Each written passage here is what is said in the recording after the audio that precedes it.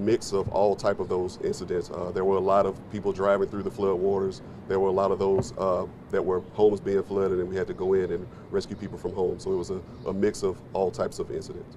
Was there a particular area in the city where you guys were focused at, where you got more calls than usual? We had calls from all over the city, so it wasn't one particular area in the city. The calls were kind of spread out throughout the city. Thank you. Anything else? Yes, sir. Yes, ma'am. I was just gonna, I think this would go for public works when it just comes to clearing out the drain systems. How's that gonna go throughout the day, the rest of the week? Josh, the question is about the rest of the day as far as addressing the inlets and clearing out the drain systems and such. What will the rest of the day be like, and I guess the follow-up of the rest of the week? So to answer your question, following an event like this, the biggest cleanup is in the roadway itself. When the water's receded, there's usually not a problem with the pipe or the inlet. The road now needs to be cleaned up from the debris that was left behind. Again, it's more of an overwhelming system, so it's not really cleaning out the inlet to make it drain better. It's simply cleaning up the mess that was left behind. Our inlets, a lot of cases, are open. It's just overwhelming the area. So the work today, our crews will be cleaning up the streets, they'll be cleaning up the areas. Anywhere that you do have standing water remaining, then that does indicate a need for more than just cleaning up a roadway. If water is still standing there today, then there may be a breakdown, there may be a clog. It is very easy to clog a pipe. A hubcap can do it coming off a vehicle or anything else. So the work that we do today will be to address our priority sites.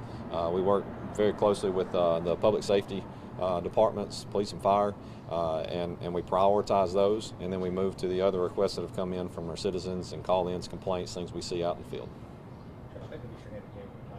Josh Yates. I serve as the director of the Department of Public Works. Thank you. And flooding insurance for people, sorry. Go ahead. We'll come back. Flooding insurance, or people that live in flood zones, how will the city help them if that's a concern? Katrina Thomas will help, and we'll do one more question after this, and then we're going to have to move on to a meeting. But I'll get you next. Yes, flood insurance is available to all residents who are located in a floodplain within the city of Birmingham.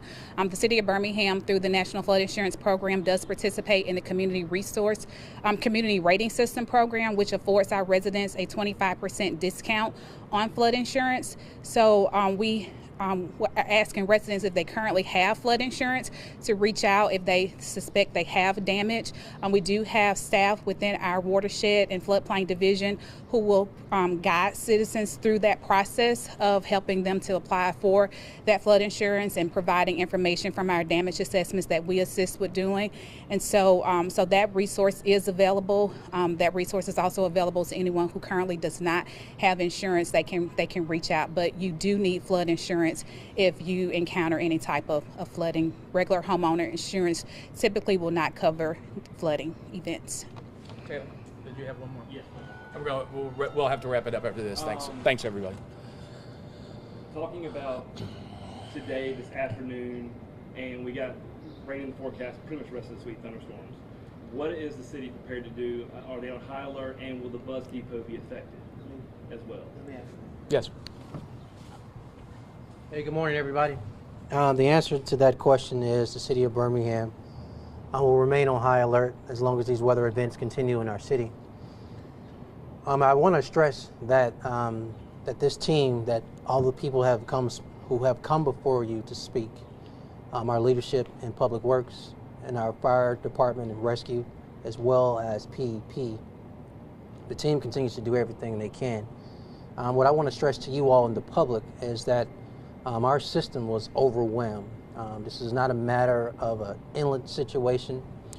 This is a matter of when you have low-lying areas in a city like Birmingham, when you have the amount of creeks we have like in and near the city of Birmingham, and you receive 6 inches of rain from a weather event that is a slow-moving storm.